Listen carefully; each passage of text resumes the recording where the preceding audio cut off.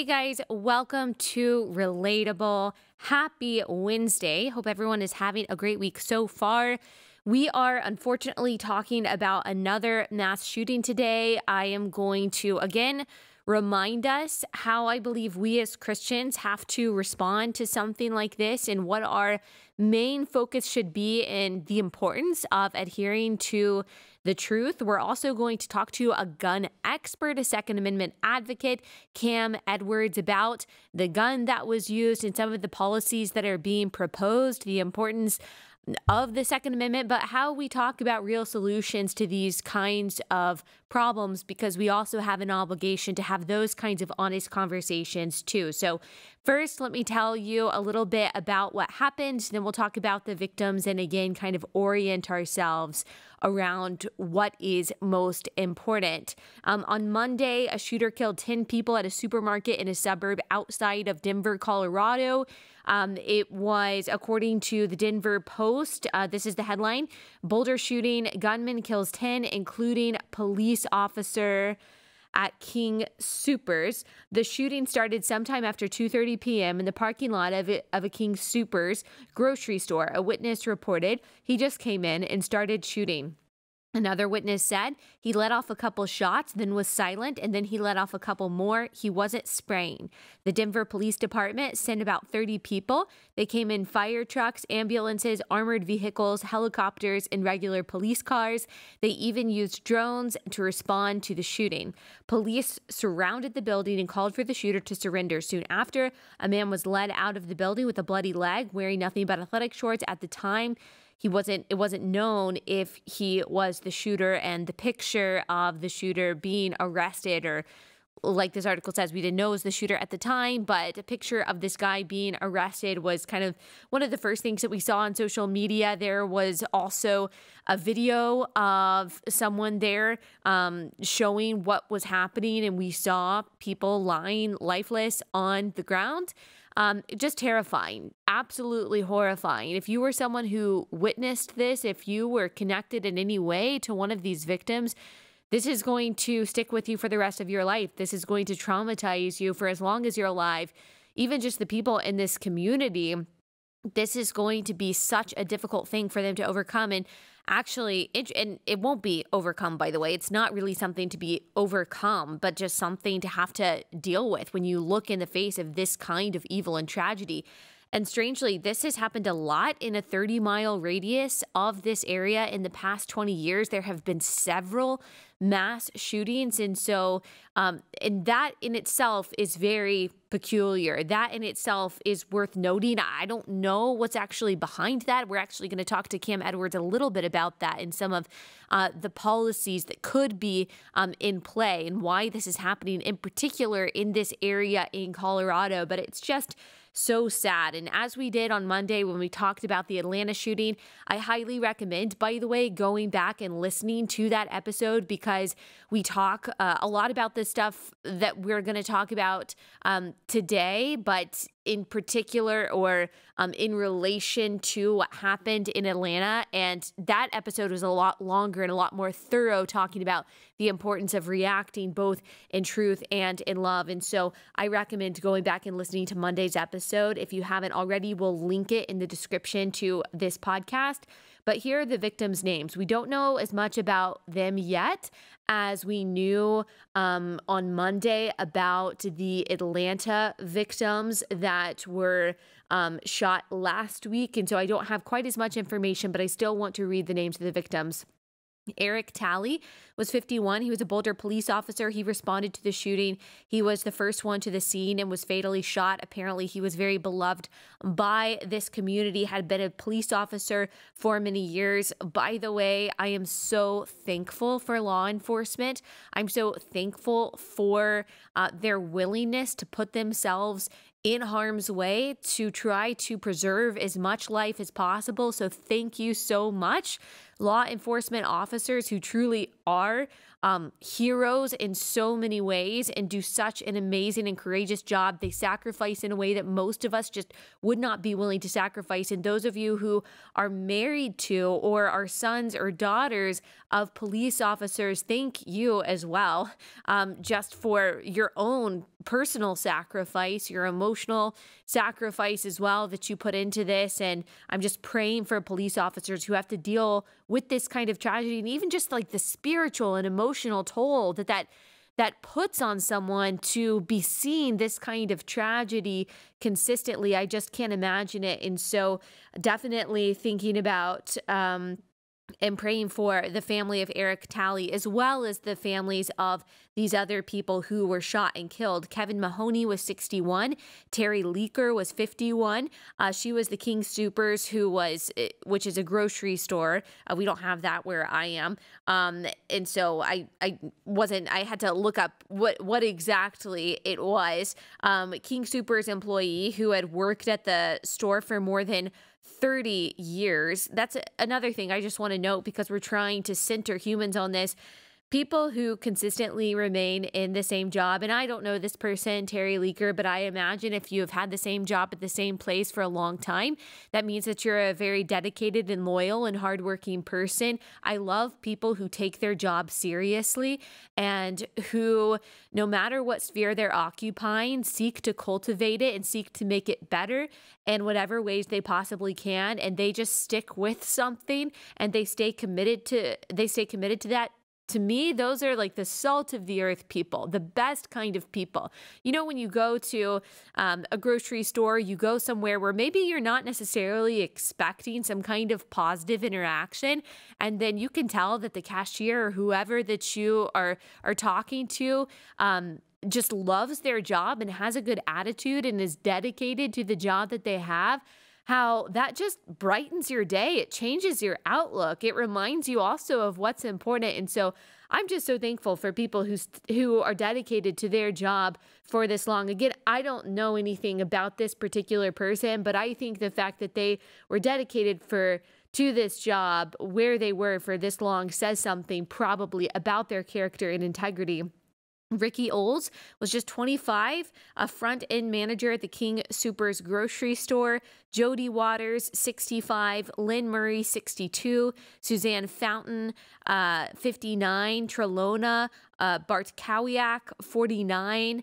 Nevin Stanisic, 23. Denny Stong, 20. And so we've got some older people, we've got some younger people really just in the prime of life, just starting out. Who knows what kind of plans they had. Of course, they could have never foreseen something like this. And I just think about especially these young people, 23, 20, 25, and I'll try not to tear up just thinking about their parents. Like, I cannot imagine the pain, of course, of losing anyone in your life, but losing a child. I just cannot imagine what their families are going through right now. And so we need to remember them. We need to be praying for their family, that the peace of God, that the comfort of God would surround them. This is just devastating. And it's sad that we have to have this conversation again, just 2 days after we had a conversation about what happened last week in Atlanta.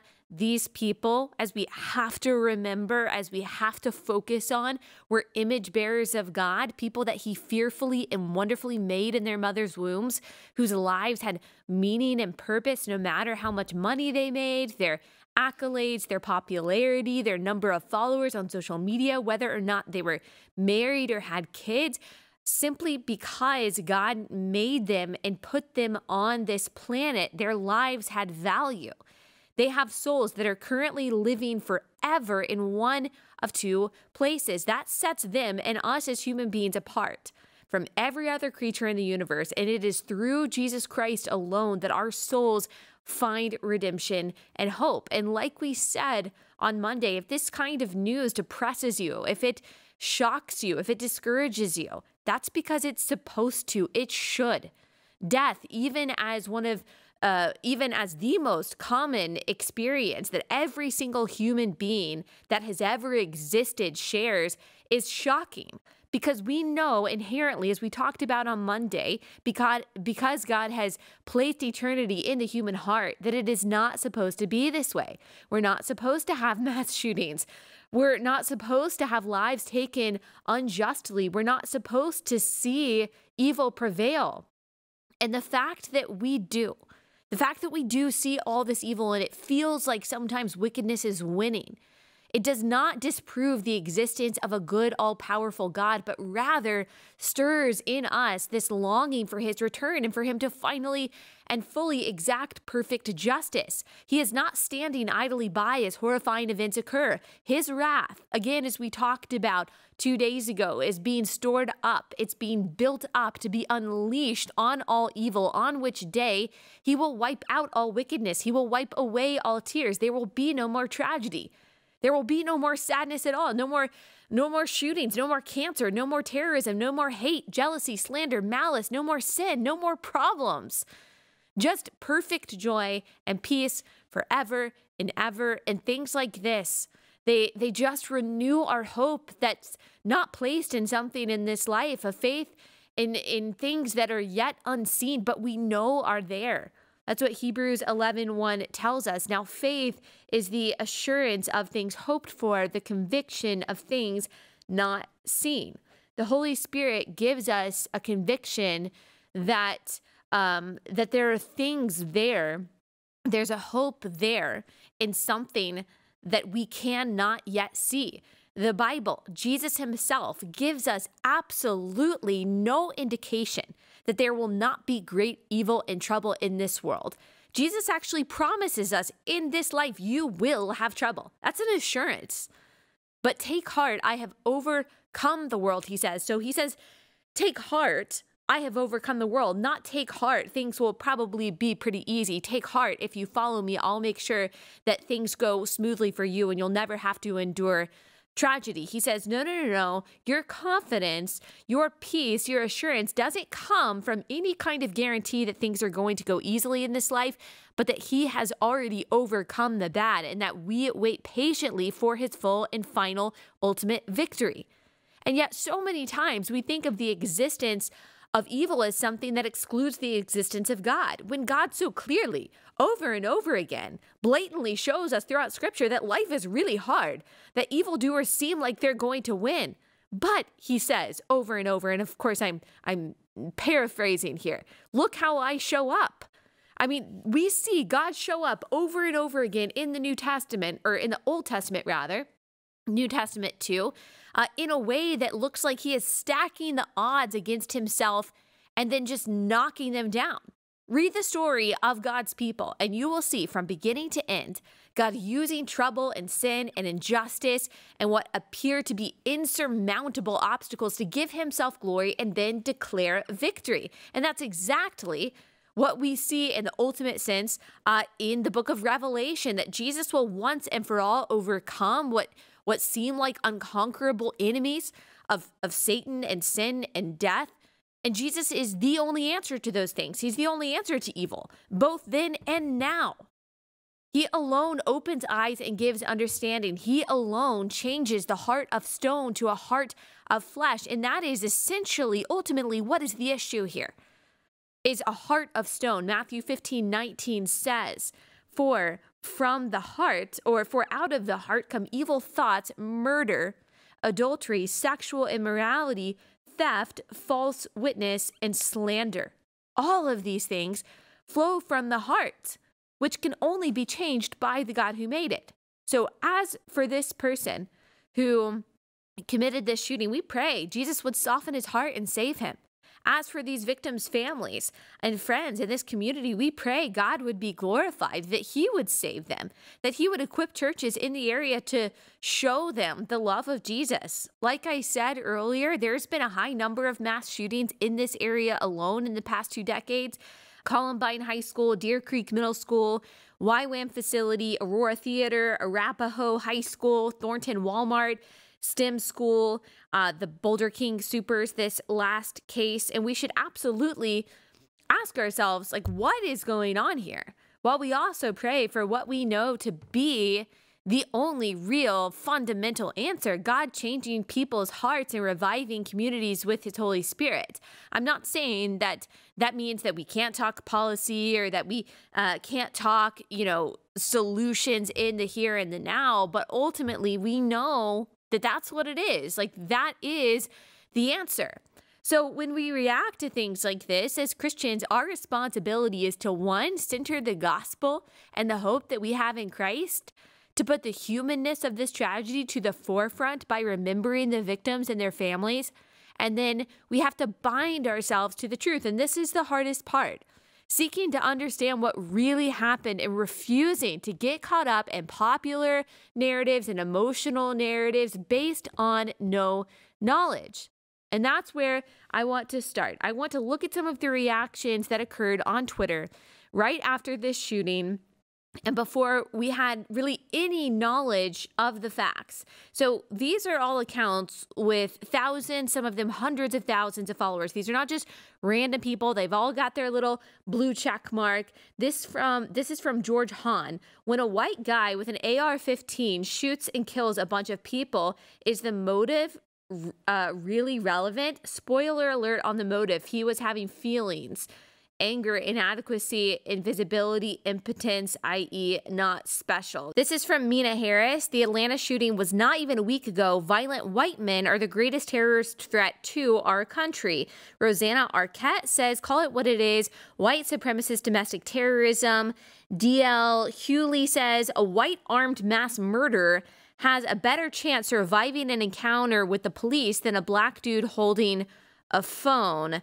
Don Winslow says, description, police had taken him into custody. Translation, he was white. Dylan Park, a white man walked into a grocery store in Boulder, killed 10 people, and was apprehended by the police and walked out of the building completely unharmed. Right down the road, police killed Elijah McClain while he apologized for not doing anything wrong. Two different Americas. I will say, by the way, what happened to Elijah McClain was absolutely wrong. We'll talk about why that doesn't work as a comparison here. Amy Siskind always has excellent takes. She says the shooter was taken into custody. In other words, it was almost certainly a white man. Again, if he were black or brown, he would be dead. Julie DeCaro says, extremely tired of people's lives depending on whether a white man with an AR-15 is having a good day or not. Hamal Javeri replied to her and says, it's always an angry white man, always. Julie DeCaro says, and they're always angry about women. Tay Anderson says he lists a bunch of recent mass shootings and includes Boulder at the bottom and says that this is a white male shooter, just like the other mass shootings. Well, here's the problem with that reaction. According to the New York Post, police identify 21-year-old Ahmad Al-Aliwi Alisa as the suspect in the Boulder shooting. According to that article, Alisa's now deleted Facebook page says that he was born in Syria in 1999 and then came to the U.S. in 2002, the Daily Beast reported. His account included postings about Islam, such as the faith's prayers and religious holidays, and his apparent suspicion that he was under surveillance. He posted, if these racist Islamophobic people would stop hacking my life phone and let me have a normal life, I probably could. The Muslims at the Christchurch Mosque, he also sent a Facebook post, were not the victims of a single shooter. They were the victims of the entire Islamophobia industry that vilified them. Now, here's what's very sad and interesting about this, according to the New York Post. Elisa's identity was known to the FBI because he was linked to another individual under investigation by the Bureau. Law enforcement sources told the New York Times. Now, if we want to talk about a common thread in a lot of these shootings, it has to do with it is that these people are so often known to the FBI. Now, I know that there are probably a lot of instances where the FBI actually does stop these things from happening. I know there's only so much they can do before infringing on people's rights, but I don't know. I don't know what the solution is there, but it seems like so many times these shooters, their information was known to the FBI. They were known to be a threat. And then they were still able to commit some kind of crime like this. ABC7, Colorado grocery store shooting suspect ID'd as man 21, victims between ages 20 and 65. The suspect purchased the assault weapon, and we'll talk about that phrase in just a minute with Cam Edwards. Just 6 days before the shooting on March 16th, a law enforcement official briefed on the shooting said the suspect's family told investigators they believed Elisa was suffering from some type of mental illness, including delusions. Relatives described times when Elisa told them people were following or chasing him, which they said may have contributed to the violence. There is an article on heavy.com that his brother was interviewed and also said, look, he always thought that people were stalking him. He had mental health issues. He was paranoid. He was very short-tempered. He was always thinking that people were out to get him because he was a Muslim, which his family said is not something that's true, and that this was an issue that he had. He was mentally unstable, and his family knew this, and apparently knew that he had been. This is his sister-in-law saying this. Told police officers that he had been playing around with a weapon that she thought looked like a machine gun about 2 days earlier, and they were worried about this. And so we get this information that this guy was an outspoken Muslim, that he was worried about Islamophobia, that he wasn't actually a white guy. If you look at the pictures of him, he doesn't even look like a white guy. And then we see the same people who said immediately this was white supremacy, this is just an angry white male, typical, this always happens. We see the same people who said that backing up once we got more information. Amy Siskin, let's mourn the victims, but not glorify the killer with the attention of having his name widely known. Oh, okay, got it. Mina Harris, I deleted a previous tweet about the suspect in the Boulder shooting. I made an assumption based on his being taken into custody alive and the fact that the majority of mass shootings in the U.S. are carried out by white men. We'll fact check that in just a second. Tariq Nasheed, who really does not need our attention, but he is another example of all of this. He said, the fact that this dude gunned down 10 people and the police didn't shoot him, that means he's white. We ain't going to start playing games just because he was born in Syria. The suspect is white enough to benefit from the privileges of whiteness. Let us remember Proverbs 29:20. Do you see a man who is hasty in his words? There is more hope for a fool than for him. There is more hope for fools, people who are truly just intellectually deficient. There's more hope for that person than for these people. Let me just say, we've all been hasty in our words. I have certainly been hasty in our words, and that means that I have also been guilty of that kind of worse than foolishness behavior.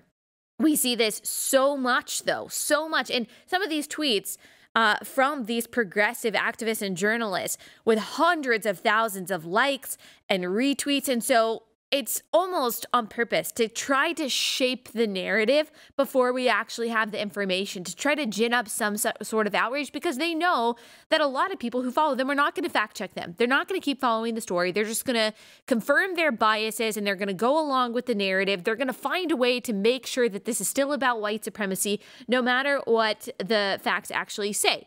Now, for the question, are mass shooters usually white? It's very difficult to actually know that because of the way mass shooting is defined. It is defined as killing 4 or more people. Now, why is it the number 4? Why isn't it 5? Why isn't it 10? Why isn't it 3? Well, there's some speculation about that. If you go down from 4 to 3, the number of mass shootings that happen per year, if you were to qualify it that way, go up. But so does the profile of the shooter, because murders where 3 people or 3 or more people are killed happen almost on a daily basis in Chicago and LA and these major cities that have very serious gang violence. So those kinds of mass killings, those kinds of murders of more than one person happen all the time, and they're not typically a white shooter. So that doesn't really go along with the narrative. Now, according for the Center for Inquiry, there is a conversation about this. They've got some stats. They talk about familicides. They represent the most common form of mass murder. They're principally defined as a close victim offender relationship. According to a study by Friedel, perpetrators of this kind of crime are typically white, middle-aged males who target their spouse or intimate partner, children, or other relatives. And then you've got felony killings. They're distinguished by motive. Murder is used to achieve some primary criminal objective, typically involving financial gain. This is according to the same study by Friedel. due to their general lack of sensationalism. So again, it's not being reported very often. Felony killings are not widely publicized, despite representing the second largest category of mass murder. Perpetrators of felony mass murders tend to be young Black or Hispanic males with extensive criminal records. I mean, you probably don't even know, except for maybe you heard about it when I talked about it on Monday, that there was a mass shooting at a Dallas nightclub just last week in which 8 people were shot. Thankfully, not all of them died, but you probably didn't even know about that because the perpetrator was not white there, and the victims weren't either, by the way. And so it didn't perpetuate any kind of interesting narrative for a lot of the people that are in the media. And so it's just not talked about. So this article goes on to say, despite their extreme visibility, public mass killings account for the smallest proportion of all mass murders. Formally, these incidents are defined by attack location. Public mass killers are a heterogeneous group and are frequently delineated into several subtypes. Public murders are often stereotyped as middle-aged white men who have suffered a series of failures in different areas of life, though some research indicates a disproportionate number of immigrants commit public massacres, according to that same study by Friedel. These public mass shootings are what most people wrongly consider as typical of mass shootings. The fact of the matter is, according to the statistics that we have, like, this really isn't a white problem. It's not just a Black problem. It's not just a Hispanic problem. It's not just an immigrant problem. Like, we see this across all demographics. And yes, some of the most sensationalized stories have been of disgruntled young white men.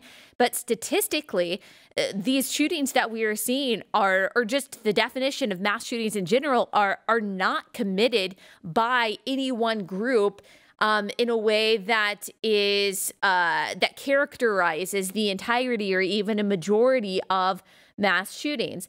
This is according to Statista. Between 1982 and March 2021, 66 out of the 121 mass shootings in the United States were carried out by white shooters. By comparison, the perpetrator was African American in 21 mass shootings and Latino in 10. When calculated as percentages, this amounts to 54% of mass shootings by a white person, 17% by a Black person, and 8% by a Hispanic person. Now, if we look at the proportion of the population that this represents, we've got white people making up about 60+% of the population. So this 54% of mass shootings, it goes in line with that population size. We've got Black people making up 13% of the population, and they make up 17% of these mass shooters according to this definition. And so that's a little bit more than their population size. And then them being Latino, taking up 10% of mass shootings, or 8% of mass shootings. Latinos, Hispanic people actually make up a much larger proportion of the population than Black people do. And so that number, the 8%, is actually much lower than the population size of Hispanics. So just looking at proportionality there. So Front Page Mag just looked at the shootings in 2019. And so they looked at the different percentages of white versus Black when it comes to mass shootings in 2019. They say that 51% were Black, 29% were white. They talk about the different scenarios in which this happened. Of course, the narrative is that it's only one kind of disgruntled white person. The fact of the matter is that this particular article says mass shooters are not necessarily a white problem or a Black problem. Looking at the data from the mass shooting tracker, widely utilized by the media as of this writing, of the 72 mass shooters in 2019, perpetrators in shootings that killed or wounded 4 or more people whose race is known, 21 were white, 37 were Black, 8 were Latino, and 6 were members of other groups. So it all depends too on which outlet that you're looking at that looks, or that how they define mass shootings. When we were looking at the other article, when we were looking at Statista and we were looking for the Center for Inquiry, we were looking at a large span of mass shootings. This particular article was only looking at 2019 and actually found that numerically there were more Black people who committed mass shootings than white people. 3 mass shooters were Asian, 2 were American Indian, and 1 was Arab. These numbers are, if anything, vastly understated. As many as half of the mass shootings that took place in 2019 thus far remain unsolved, but they often took place in Black areas and unfortunately claimed Black victims. So if this sounds confusing to you, that's because it is confusing. The outlets report different mass shootings in different ways, using different definitions, using different kinds of statistics that either talk to raw numbers or either talk to proportionality. I think what it tells us is that unfortunately Black communities are typically victims of gang violence and do claim 3 or more lives very often. That's not always qualified as a mass shooting, but when you look at the numbers and you look at the percentages, we see that different kinds of mass shootings are kind of unique to different kinds of communities, and that it's not in particular a white problem or it's not in particular a Black problem. It's really just a murder problem, a violent crime problem that unfortunately has spiked in many ways over the past year or so. And so again, to try to make the narrative about whiteness or about white supremacy, that it's always white people that are committing these crimes, it's not accurate. In the same way that, we've talked about, unfortunately, Black men take up a disproportionate percentage of the homicides committed in this country and homicide victims in this country. And yet when a homicide happens, I don't think that it would be right for us to say, well, we probably know the race of the shooter. We probably know the race of the people involved. I don't think that's right. And yet it's okay, I guess, for all of these blue check marks on Twitter to assume the race of the shooter, even though the numbers don't actually back up their assertions. Representative Ilhan Omar said the shooter's race or ethnicity seems front and center when they aren't white. Otherwise, it's just a mentally ill young man having a bad day. Narratives drive our responses to awful crimes. That is not true. That is the most gaslighting statement I've ever heard. It is the opposite that is true. It's the opposite that is true. We almost immediately know the race, or we assume the race, when the perpetrator is white, or when we assume the perpetrator is white, or when the perpetrator might look white. Otherwise, it's actually very hard to find the race of the perpetrator in these situations. She also says, so he's Muslim is trending. Did I miss? He's Christian trending for last week's Atlanta mass murder. Yes, you did miss that. You missed that. Op-eds in the Washington Post about how purity culture somehow influenced the Atlanta shooter to do what he did, not the inherent dangers of prostitution and exploitation, not the objectification of women that is rampant in that industry and in the pornography industry, not mental health, not the isolation that we have shoved onto people for the last year who were already mentally unstable, but the general theology of sex purported by some churches that the guy in Atlanta may or may not have been under the influence of at some point in his life. There were all these think pieces making that connection, and Salon also, for example, as we talked about on Monday.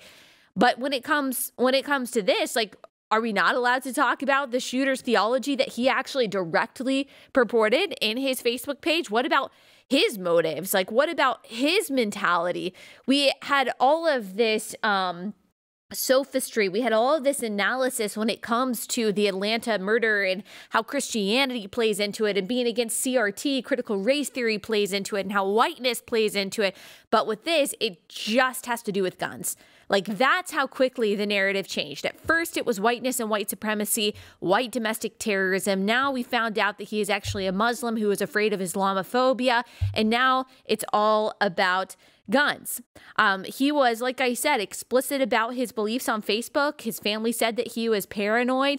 They always thought that people were targeting him because he's Muslim, but we don't talk about that. Democrats, the same Democrats who said that it was whiteness, are now only talking about guns. They don't want to talk about motives. They don't want to talk about mental illness. They don't want to talk about any kind of belief systems. And by the way, all of the victims of this crime were white.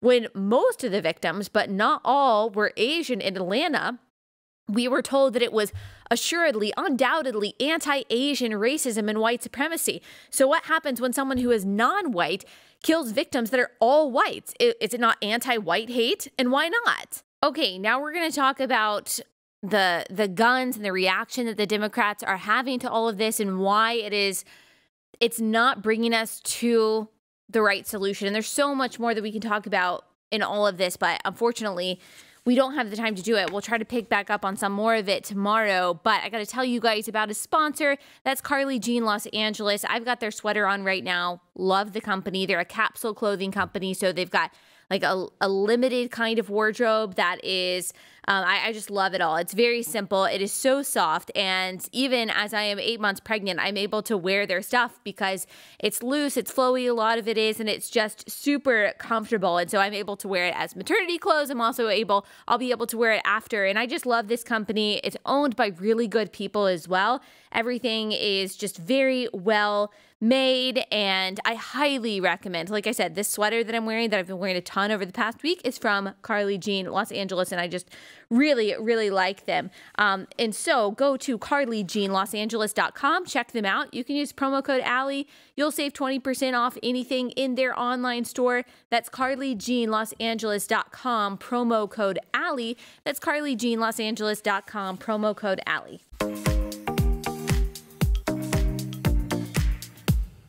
Cam, thank you so much for joining us. Could you tell everyone quickly who you are and what you do? Sure. My name is Cam Edwards. I'm the editor at BearingArms.com and the host of the Bearing Arms Cam and Company podcast. Great. And I want to get your insight into, unfortunately, what happened earlier this week, but specifically about the gun that was used. It's being called an assault weapon, an assault rifle. People are talking about an assault weapons ban. Can you break that all down for us and kind of tell us what's going on? What was the weapon used, and could there be any kind of ban that would have prevented this? Sure. So we don't specifically know what firearm was used, although the affidavit that was released yesterday points to a Ruger AR-556 pistol, which is an AR-style pistol. But apparently there was also a handgun that was found at the scene of the crime as well. And the reason why folks are talking about, a quote-unquote assault weapons ban is because the city of Boulder back in 2018 tried to put a local ban on these types of firearms, as well as quote-unquote high-capacity magazines on the books. That law was actually struck down by a judge in Colorado a couple of weeks ago because it violated the state's firearm preemption law. Now, the guns in question are commonly owned. There are more than 20 million AR-style firearms in this country, and there are more than 150 million magazines that can hold more than 10 rounds of ammunition. So gun control advocates like to seize on this type of firearm, saying that they're, uniquely dangerous, that there's no reason for Americans to possess these battlefield weapons of war. But what we're talking about is the most commonly sold centerfire rifle in the country today. These are firearms that are used by lawful Americans for hunting, for recreation, for competition, and yes, for self-defense as well. So talk about what the Democrats are now saying that they want to do on the heels of this, as far as legislation goes. And do you think any of their proposals would have actually stopped what happened in Colorado? Well, right now they're talking about the two bills that have passed out of the House, H.R. 8 and H.R. 1446. Both of these deal with background checks. And no, they wouldn't have made a difference because this individual was legally eligible to purchase a firearm. So he could pass a background check, and apparently did so when he purchased this firearm about a week or so ago.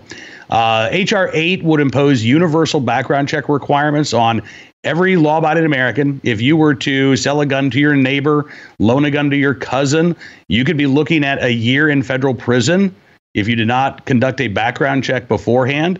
H.R. 1446 would allow the federal government to extend the waiting period basically indefinitely. Right now, if you go to the gun store and you go through a background check, it's the National Instant Check System. And ordinarily, it's pretty instantaneous. Right. You might have to wait a few minutes, but you get a response. There are times, however, where folks are going to get a response from the NIC system that says delayed. And that means that the FBI is doing more research into whether or not you're legally eligible to purchase a firearm.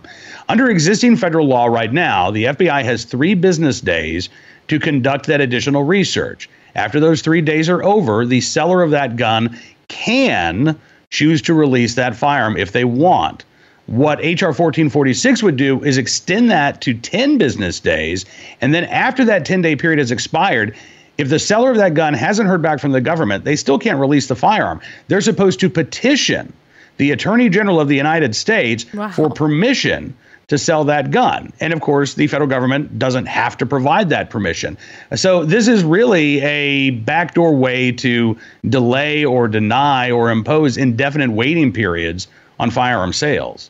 Which could make it impossible for some people to purchase a gun. And I'm guessing in this legislation, there's no clear reason or there's no boundary that says, okay, your permission or your allowance to have a gun is only limited to, or your disallowance, I should say, the prohibition on you holding a firearm is not limited to these specific qualifications. So, for example, it's not just for people who have committed some sort of crime or have some sort of mental illness. It's really for any American. That permission can be held indefinitely. It's not just for certain kinds of Americans with maybe what would be considered a sketchy background. It can be anyone, right? That's a really good point, because the law is clear that it's supposed to only be for those who are disqualified from owning a firearm. If you are convicted of a felony offense or a domestic violence misdemeanor, or you've been adjudicated as mentally defective, in other words, you've been involuntarily committed by a judge to a mental institution, then you are disqualified. You have lost your right to own a firearm. But under 1446, again, the FBI could just sit on these requests, and they don't have to provide an answer. There's nothing in this legislation that would compel the agency to respond. We know right now that a large number of denials are basically false positives, people who might have the same name or a similar name to a prohibited person who get, caught up in the NICS system, and they're denied even though they're legally eligible to purchase a gun. This would exacerbate that problem. But one thing we know it wouldn't do is it wouldn't stop criminals from getting a hold of guns, because they're not going through background checks to begin with. Yeah. What do you say to the people who say, okay, whatever, we've got to do something. We've got to push some kind of legislative gun control, because this is a problem that's unique to the United States, and we need to save lives. We need fewer guns on the street. And so we've just got to do something to make it harder to purchase guns, because America has been dealing with this unique problem for too long. What's your response to something like that? My response is we need to do something that works, not just do something. Whether you like it or not, we live in a country in which we have a constitutional right to keep and bear arms, and a lot of other countries don't. In some cases, their violent crime rates are lower. In some cases, their violent crime rates are higher. But what we do know is that here in the United States, violent crime, until last year, when all of a sudden we saw the biggest one-year crime spike in American history, thanks to the COVID closures, the civil unrest, the moves to defund the police, violent crime in the United States has actually been declining for 25 years. We're at 50-year lows, or at least we were in 2019, even though we have 100 million plus gun owners. We have more than 20 million Americans who are exercising the right to carry a concealed firearm, and we do have a right to keep and bear arms. So we need to work within the constitutional boundaries, and that means we need to focus on those who are actually responsible for violent crime. The Democrats, they offer this one-size-fits-all solution. Well, if we just pass a gun ban or background checks or gun licensing laws, it'll have some sort of trickle-down effect on criminals. Let's start to focus on the criminals right now. Right. And there are nonpartisan policies that can be put in place at the local level that actually focus on those who are most likely to offend and those who are most likely to be the victims of violence, that don't involve new gun control laws, that actually involved a change in tactics, targeted deterrence. We need to be working on those programs in places like Chicago, Baltimore, New York, Los Angeles, where, gang and drug-related violence has increased. We also need to focus on mental health, and that's not a dodge. I know that gun control advocates say, oh, yeah, always bring up mental health. We have a crisis in this country, including in Colorado, by the way, where people who need help cannot get it. You cannot find an inpatient bed unless you've committed a crime. That's a crisis, and it needs to be addressed. And it's so easy for politicians to say, well, no, let's just pass a gun control law, because that doesn't cost a lot of money. You don't have to figure out how to pay for it. It's a soundbite solution, but it's not a real solution.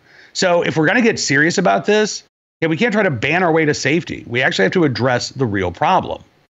And you would think the Democrats, they must know some of what you're saying, that there are a lot of other problems that can be dealt with before we start infringing on the right of law-abiding people to be able to defend themselves and their families how they see fit. What do you think is behind the push constantly to take away the rights of people who are not committing these crimes, who are not committing these mass shooters or these mass shootings? Why do they believe the country is going to be more safe if someone like you or I, who is not going to commit these crimes, don't own guns? I think ultimately for those folks, it boils down to they don't like guns. They don't want anybody to own one because they don't own one themselves. And so, that's sort of the Second Amendment repeal argument, right? That we have to reduce the number of guns in our country in order to make us safer, even though, as I said, for 25 years, we've seen more guns and less crime in the United States. But there is, I think, a competing point of view on the left that is starting to bubble up. When you look at some of these, community activists who talk about the need to reimagine policing, they talk about over-incarceration in this country. Well, that mindset is diametrically opposed to the old school gun control ideas of let's put more gun laws on the books that are going to be enforced by police, and that's what's going to make us safer. Right. Because these activists say, whoa. If we put more laws on the books, they're going to be used against young black and brown men. They're going to put, people in prison. And in fact, we see this in places like New York State. A couple of years ago, there was a reporter for Slate, Emily Bazelon, who spent 2 months in the Brooklyn gun court just watching to see who was going through the door, what they were being charged with. And she saw that 70% of the defendants who were facing years in prison were facing the possibility of a prison sentence for simply possessing a firearm without a license. They had no criminal history, no history of violence, but because they possessed a gun without a license that they couldn't get in New York City, they're looking at 3.5 years in prison. So there are folks on the left who are starting to look at this and say, well, this is a really dumb idea. And you're saying, in fact, this is going to backfire and it's going to make things worse. Or a disproportionate number of those people that reporter saw were black and brown. Is that what you're saying? Yeah, young black and brown men without serious criminal histories, right, who were going to prison because they possessed a gun without a license that they couldn't get in New York City. And a license, by the way, that is not required to own a gun in most of the United States. We keep hearing this talk about the Second Amendment is racist. No, it's not. Gun control is racist. Right. Gun control laws have been historically used to deprive minorities and disfavored Americans of their right to keep and bear arms. The Second Amendment protects a right of the people, of all the people, to keep and bear arms. And in that example that you just gave, those people were already willing to break the law that was on the books, that you have to have a license in order to have a firearm. They were already willing to break that law to own a gun. So what is going to be the inhibition that another law would then place in front of them? If they're already willing to break the law to own a gun, they would be presumably willing to break another law to own a gun. I saw a similar argument in the Washington Post. I think it was either right before or right after the election from someone who was on the left. I think that they consider themselves a pretty far left activist, an op-ed in the Washington Post saying that Biden's gun plan to impose a fee, I think it was I think it's $10,000 or something to own a certain kind of gun, or you have to turn your gun in. She was arguing that, look, this only affects poor gun owners. This doesn't affect rich people. Rich people are going to be able to keep their guns, but that particular part of Biden's gun control plan would disproportionately affect poor people who just want to defend themselves. And disproportionately, that means that that's going to affect these black and brown communities. So again, it's gun control that affects those what are called marginalized communities, not the rich white people that the left are saying actually represent the Second Amendment defense. Yeah. I think that's right. I mean, and look, and there's a long history of this in the gun control movement. You can go back to the 1970s when they tried to enact bans on so-called Saturday night specials. These were basically, cheap, affordable handguns. And again, gun control advocates said, no, we got to ban these things because they're the tool of criminals. Well, they're also the tool of lower income Americans who couldn't afford a $400 or $500 firearm. We see this with the restrictive licensing fees in places like New York City, or the subjective issue licensing laws in places like California, where you have to be able to document a specific ongoing threat against your life in order to get a license to carry. Now, if you're a wealthy individual, if you're a celebrity, the rules probably don't apply to you. But the average citizen is being told, sorry, you just don't have a good enough reason to protect your life. As you say, these laws, I believe, are discriminatory on their face. They are certainly discriminatory in practice. And, look, I'm a white guy in my 40s who lives in rural Virginia. I have a sheriff who is strongly, pro-Second Amendment. I would imagine that if new federal gun control laws came down, he would be very unlikely to enforce these new laws. So me personally, I'm probably not going to be impacted by a lot of these gun control laws. But I don't support them because I know good Americans will be impacted by these gun control laws. And the folks we really need to be worried about aren't going to be touched by them. Yeah. To close us out, I get this question a lot. The majority of my audience, they're young women who they might know because they're conservative that the Second Amendment is important, but a lot of them don't carry guns. They might not own guns themselves.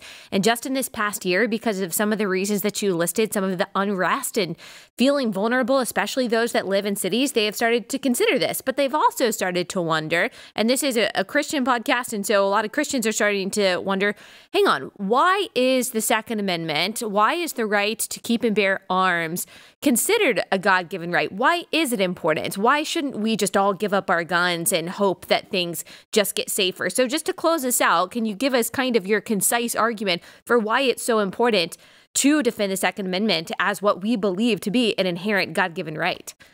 Absolutely. Look, I think that, as a Christian, when we talk about a God-given right, I mean, fundamentally, we have a right of self-defense. That is inherent in nature. It's not just a human right. We can see this even among, the animals of God's creation. But our life is important.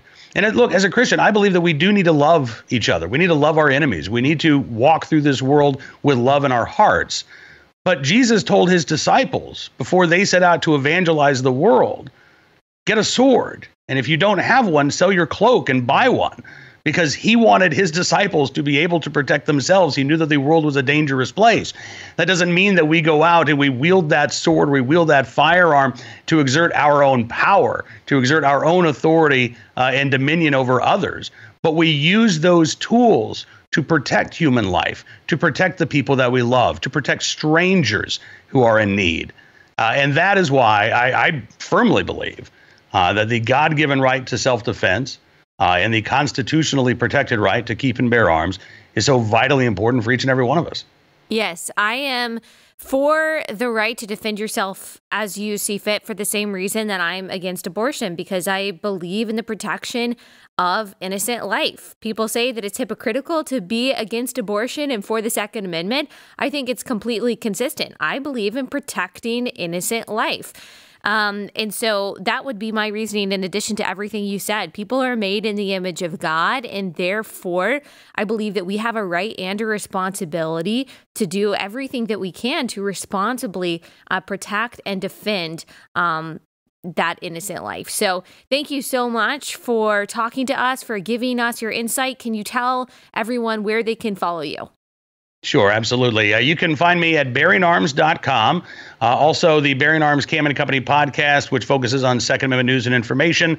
We're on YouTube at Town Hall Media, rumble.com at Bearing Arms Cam and Company, as well as Apple Podcasts, Amazon Podcasts, and more. Thank you so much, Cam. Thank you.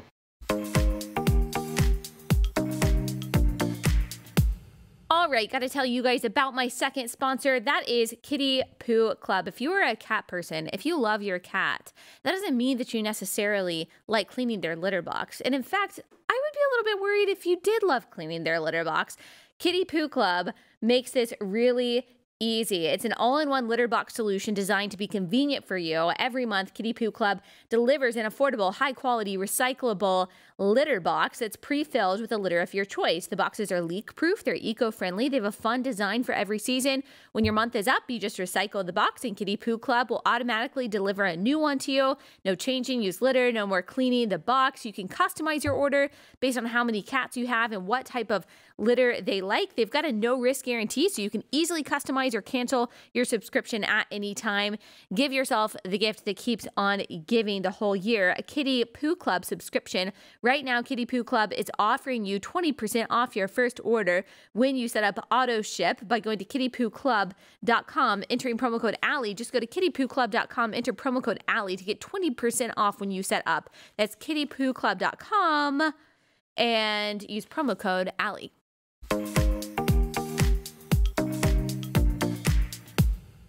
Okay, guys, thank you so much for listening. There's so much more to talk about here, but I hope I kind of gave you at least an overview of everything that's going on and like what we need to focus on and the truth behind everything. There's so many more details, and we'll wait until they come out to keep talking about some of this and the reality behind it. But we'll be back here tomorrow. And if you've got any recommendations for something that you really want to hear about or you really want analysis of, then please let me know and we'll try to cover that. But I will see you guys then.